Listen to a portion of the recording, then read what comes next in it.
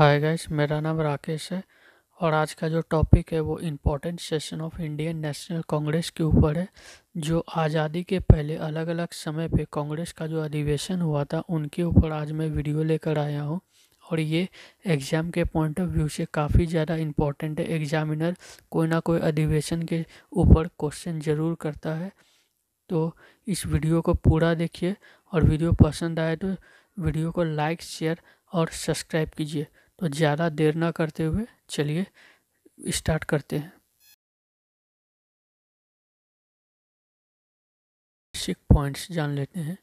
Congress party की स्थापना 28 दिसंबर 1885 को हुआ था और इसकी स्थापना एओ ह्यूम के द्वारा किया गया था। और उस समय का जो तत्कालीन वाइसराय था वो लॉर्ड डफरिन था। और इसका जो नाम है कांग्रेस, ये सुरेंद्र नाथ बनर्जी के द्वारा रखी गई थी। और यहाँ पे आप जो तस्वीर देख रहे हैं, पहला तस्वीर है एओ ह्यूम का, दूसरा है लॉर्ड डफरिन का और तीसरा जो तस्वीर है वो सुरेंद्र नाथ बनर्जी का है। तो चलिए फर्स्ट सेशन की तरफ। प्रथम अधिवेशन 1885 को बॉम्बे में आयोजित हुआ और इनका जो प्रथम अध्यक्ष बना वो उमेश चंद्र बनर्जी को बनाया गया था।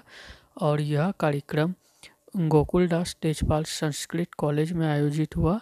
उस समय कुल 72 इनके सदस्य बने थे और उस समय का जो मोटो ऑब्जेक्टिव था वो अंग्रेजों द्वारा बर्मा के ऊपर जो कब्जा हुआ था उनकी कड़ी निंदा और आलोचना करना। अब चलते हैं नेक्स्ट अधिवेशन की ओर। फिर जो अधिवेशन हुआ वो 1887 को मद्रास में आयोजित हुआ, जिसकी अध्यक्षता बदरुद्दीन तैयब जी को मिला, जो कांग्रेस पार्टी का प्रथम मुस्लिम अध्यक्ष बना। इस अधिवेशन में स्थानीय भाषा के ऊपर जोर दिया गया और मुसलमानों को भी कांग्रेस पार्टी ज्वाइन करने को कहा गया।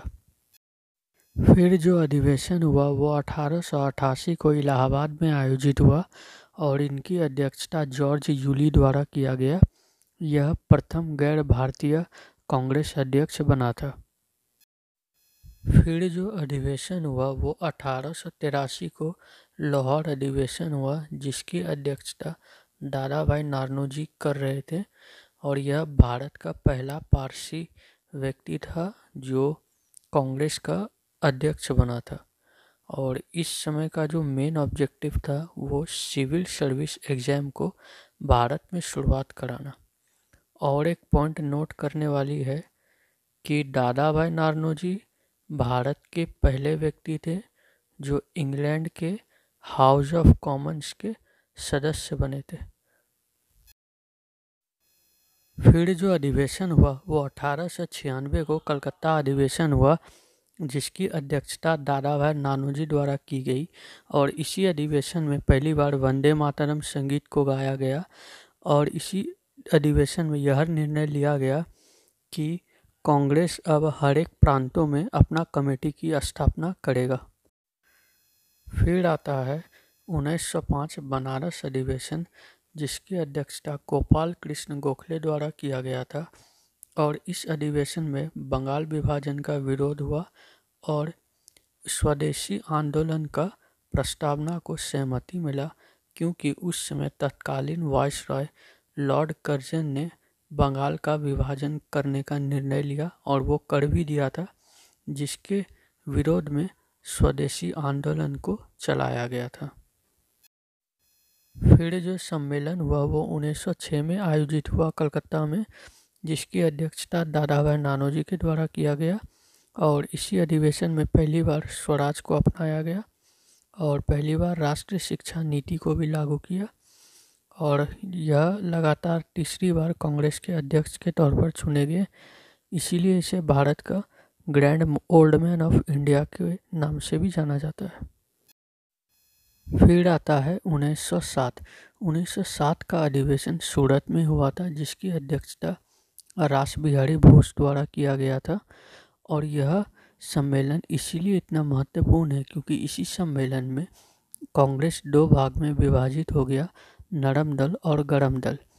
यह विभाजन काफ़ी पहले ही हो जाता, लेकिन इस बार यह विभाजन तय हुआ। इसका सबसे बड़ा जो कारण है यह क्योंकि नरम दल का जो नीति था वो काफ़ी पुराना था। इनका कहना था कि नहीं, हम अपने पॉलिसी के जरिए अंग्रेज से स्वराज की मांग करेंगे।